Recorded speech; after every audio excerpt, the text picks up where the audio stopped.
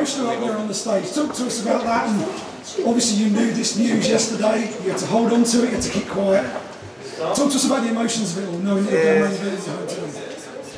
Because people just see the work of like now, you know, when sometimes you get a breakout fighter, like obviously last year I won it, and people are just going off like what they seen last year. But I've worked for this for many years, and I'm only, you know, a young boy as such. I'm 25, but this has been a dream of mine for years, and I'm the person that's doing it. No one else has done it. Do you know what I mean? Like in my hometown, it was meant to come there years ago. So you know, as I've said, like two things. You know, words can't really justify how I'm feeling. I can't say any word that'll do it justice. And you know, I always talk about legacy, and in 200 years they're going to remember my name in Liverpool. They're going to talk about MMA, and they will mention my name at the top of the list.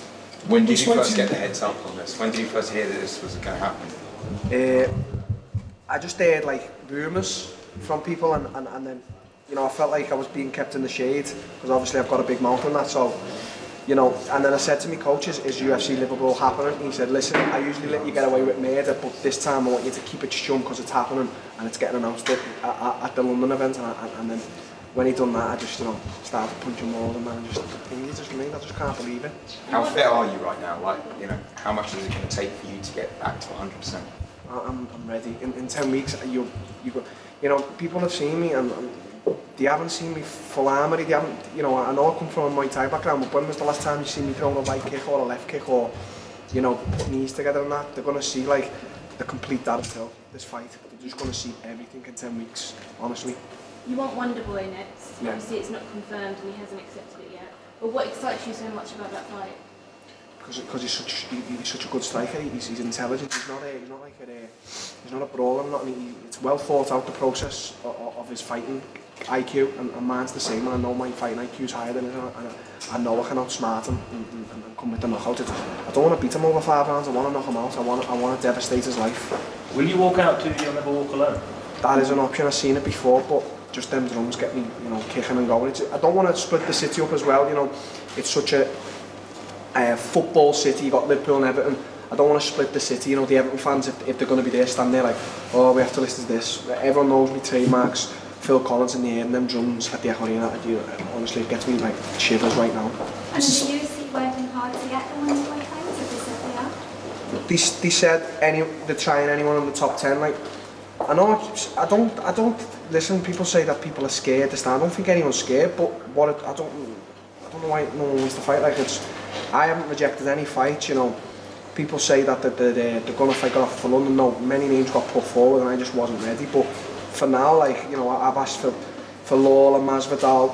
You know, I know that they asked him, and he said he wasn't fit enough. We've got 10 weeks, so it's not really an excuse in my eyes. We've got Wonder Boy. I just don't know really, to be honest with you. I don't really care anymore. Darren, I'm sorry. Liverpool is one of the world's great sporting cities. For those people who are outside of the UK, maybe aren't as aware of that, talk to us a bit about that, and just what sort of energy and atmosphere is going to be produced by the red and blue half of Liverpool that night. I'd say two things. If you're not from England, you don't know nothing about Liverpool, buy a ticket and come and see the best spectacle in your life. Like, it's going to top any event. I just know it. I'm just 100% confident when I say it. We're like a fighting city. We're just known for being fighters, tough people. On the docks, you know, years ago, all the Irish, they emigrated to Liverpool. You know, it's just a fighting city, and when they see an opportunity to get behind one of their own, you know, examples, Tony Bellew, the boxer, Darren Till, the MMA fighter now, and it's, honestly, mate, it's going to be something to be remembered. When we spoke to you in Dublin, you were very cool, calm and collected. You've been cool, calm and collected all the way through your career. Cowboy Cerrone looked very cool and calm in that fight as well. You showed some emotion on the stage earlier today. You're going to have an incredible atmosphere in the arena in Liverpool. How are you going to cope with that and keep all that inside when you're going to be in there, and what's going to be the biggest fight of your career?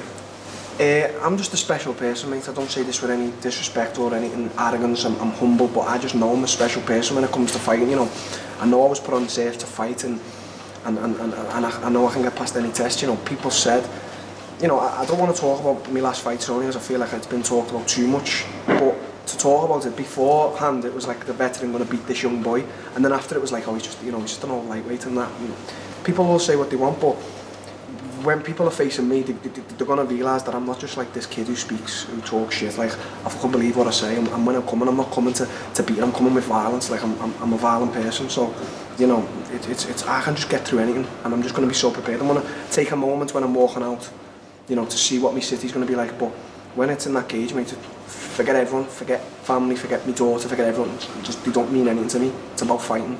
And do you think it can sell out faster than Manchester? 60 seconds. 60 seconds, I'm telling you, it's going to be one of the fastest selling events ever. Darren, a lot of us were, you know, in Dublin in 2014, and it's why we kind of compare Liverpool to perhaps being another special night like Dublin. Yeah. Where were you when that fight was going on back in 2014? Brazil changing nappies, I think. So I heard. I don't. You know, I'm not like. I don't watch a lot of UFC events, but I heard, and then I knew that Conor was coming up in the ranks, and that they put him against Brandao.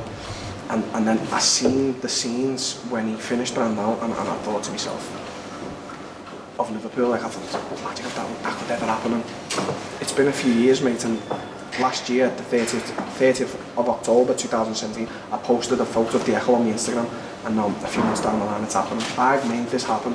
I've worked hard and I've believed in myself. Anyone can doubt me or anything, you know what I mean? They can jump on this hype train, everyone's called it, or they can jump off it. I could care less. Like, I've done all this, me.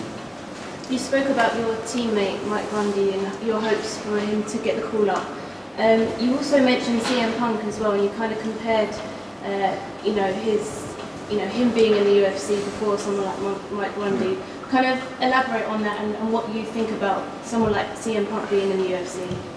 I'm not disrespecting him. You've got to have balls to jump in that cage like that. That is something you've got to have, and he has got them. And it's no disrespect, but it's just this fake side of like MMA. It's like, you know, it's all about money, and I talk about it. It's about money and this and that. And Floyd Mayweather coming to MMA. You know, I just couldn't give a shit about all that. Like, and then I see a guy like Mike Grundy who's 5, 6, 7 years older than me, struggling to pay rent. You know, he's got 3 kids, he's just had another baby. You know, he's dedicated to what he does. He travels 40 minutes in the morning, 40 minutes in the night, just to train with me. He's 2 weights lighter than me just to get punched. You know, just the shot. That's all he deserves. It doesn't matter if he gets into the UFC and gets 3 defeats. I couldn't care.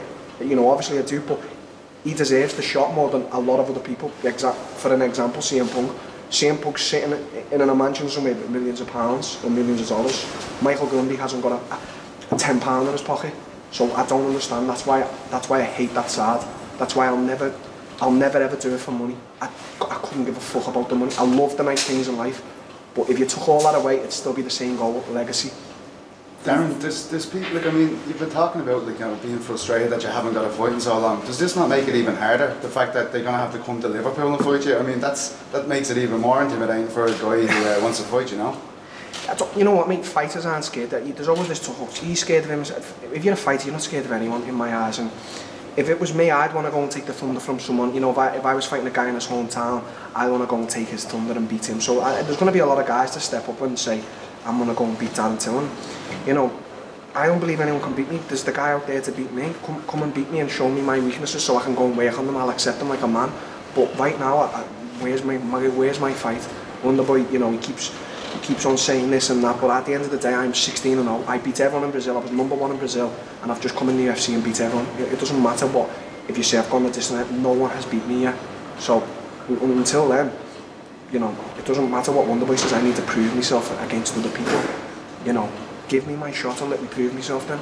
Is there any chance the Champions League final the night before, if Liverpool got in? I mean, what would happen then? Would everybody, would it ruin the event that everyone would? I just think there'd be more. I don't know. You see, this is what I mean. Like, Liverpool people, they're scary. They're unpredictable. So I think it'd be a great buzz in the city. Also, you know, in my eyes, the hero, the legend from Liverpool, Steven Gerrard, and I want to be that in fighting, combat sports. There's a lot of boxers there, obviously, but you know, it's just this can't be put into words how I'm feeling, you know. Darren, what does the roadmap to the title look like for you? Obviously, you got a big win in Liverpool. That's going to catapult you right up there. How long? How quickly? How many more opponents? I will be champion. I know I will be champion. That belt will be mine. But I'm not going to sit here and disrespect anyone who's worked hard enough to get into, you know, a spot, a chance at the title or the champion. You know, sometimes I get tweets, people saying you need to just fight for the title. You know, you've got to earn that right, and I would never sit here and disrespect the champion like that. He's worked hard all his life to get there. So, you know, if I beat Wonderboy in Liverpool, I'm still not going to get on that mic and ask for that title.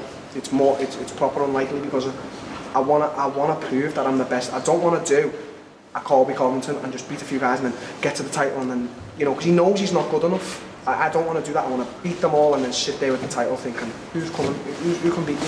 I don't want a fast road to the title. That's not my mentality. I want to prove I am the best. And along the way, if I get beat, fucking so what? You're eyeing a fight with Wonderboy. Wonderboy's literally just done an interview with VJPet.com and he said that his hand still isn't healed and he doesn't know if it'll be healed in time. Yeah. Who's the number 2 on your list if that kind of fight? I don't know, we've all got injuries, you know what I mean? Like I fought in the Cowboy fight with a torn ACL. You know, we've all got injuries, so I don't, you know, my hands are quite broken at the moment. But, you know, I've just said Masvidal, you know, I asked for him and he said he was up for it and then he said, you know, he might be a bit unfit. You know, I understand. He's a guy coming. He wouldn't give 2 shits about coming to my hometown to try and beat me. And he's not a guy who's going to come and, you know, quiver away. He's going to try and take my head off as I am going to do to him. So I've said Masvidal now. It's safe to say you want to be as active as possible this year? Yeah, I do. Yeah, I do like fighting a lot. But the one thing that I do know, this is with my coach, is, you know, he wants me to always be at perfection.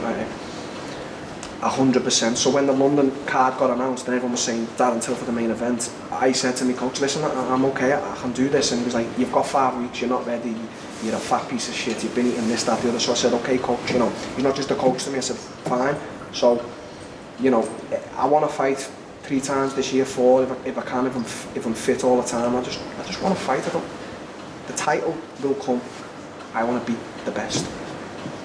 Darren, since you're getting such a big prospect now, like such a big event in Liverpool for this, and it's not for a title, due to your links in Brazil, in a weird situation where maybe Daniel will still become the champion, what would you like to think about fighting him for that title in Brazil, as a guy who forged his whole professional career there? Yeah, obviously the Brazilian people have took me in as one of their own. You know, I stayed there for 4 years and I made a big name there. You know, I can speak the language. I've got a Brazilian daughter. You know, everyone knows. I don't believe Dos Anjos can beat Woodley to get the title. I don't believe that, but if possible, yeah. Like, you know, it'd just be as big as Liverpool. This is going to be huge for you, and like similar to what happened with Conor in Dublin. People assume that his scale would end up in him fighting for a title in Croke Park. But is it realistic that you could fight for a title in Anfield? Yeah, of course. Listen, I'm sitting here now and the UFC is coming to Liverpool. They were meant to come 10 years ago when I was 10 or something. They were meant to come. I was 15, you know, for Terry and they never came, and I'm sitting here now and they're coming. They're not coming for anything else, they're coming for me.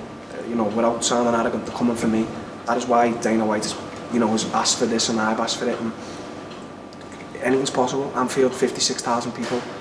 And I know, do you know what, confidently again, I could sell it out. I know I could. It's not even, that wouldn't even be a worry. How much of an inspiration how much of an inspiration have the previous generation of Liverpool fighters, Terry Etim, Paul Sass, how inspirational have they been to you as you've gone on in your career? Well, I came into Team Carbon when at that point it was the best gym in Europe, considered. They had 6 UFC fighters, they had Terry, they had the Paul Sasses, Paul Kellys, you know, and I just came in and I was a piece of meat that, you know, they tried to break this young 17-year-old kid, and I was like, yeah, you're not going to break me, I'm going to be the top dog in here soon. And, you know, I looked up to them every day, getting special tuition from Colin, and I was like, one day I will get that. You know, at the time I was on tag. I could only train in the morning. I was on a tag from the police 6 months, and I could only train in the morning. I was like, one day you're going to say, one day. And you know, now it's not even, I'm not fighting in the UFC, it's coming to my hometown. Have you spoken to Dana about this yet? What did he say about UFC Liverpool? I messaged Dana and he spoke to me. He was meant to like call me and that, but I was speaking to Mark before, and Mark just said like, he's just over the moon. That's what he wanted, that event there. You know what I mean? Like, Terry was one of Dana's favourites. You know what I mean? Like, he loved Terry's style. And, you know, I hope Dana likes the way I fight and whatever. And he's buzzing, and I'm buzzing, mate. No matter what happens for me, I've made history in my hometown. Doesn't matter what anything. You know, as I say, when I'm dead and gone, and I've got kids and grandchildren, and their mates are going to say, oh, was your dad, was Darren Till, or your... And yeah, he made history at the Echo Arena. Darren, we all know that you know, you left Liverpool to go to Brazil, we all know the story. So is it a little bit surreal that it is you that is bringing the UFC to Liverpool, given your history with, you know, leaving and coming back? Yeah, I've never fought professionally MMA in Liverpool, so yeah, like I've left You know, I was like this 17-year-old, talented, you know, I used to work hard kid who just got into trouble, you know. I ended up in the, everyone knows the story, I ended up in the hospital and nearly died, getting stabbed. And now to come back and the whole focus just be on me, like no one's going to be thinking about my opponent, the eyes are on me, you know, saying it humbly and without sounding arrogant here. That is my event, that is my moment. It doesn't matter if I go on to do anything, fight at Las Vegas or whatever, which is dreams as well, but that, nothing can top it at 25, you know. I got kicked out of 3 schools, and I always remember just defying everyone, my mum and everyone saying, listen, don't tell me what to do, I'm going to be a fighter and I'm going to be a top fighter. And now at 25, it's never been done and I'm doing it. You know, I can't take it all in enough. How are you going to hook up with your friends and family with tickets? Because they're going to be... My phone hasn't stopped me, honestly. As many tickets they give me, I'll buy them happily if I get them free, and I just want to give them to the people who've been there from the start, you know. You go through life and you see the certain people who actually believe what you're saying, and you know, the people who've been by your side, and tickets is going to be hard to get, mate. 60 seconds. Thank you.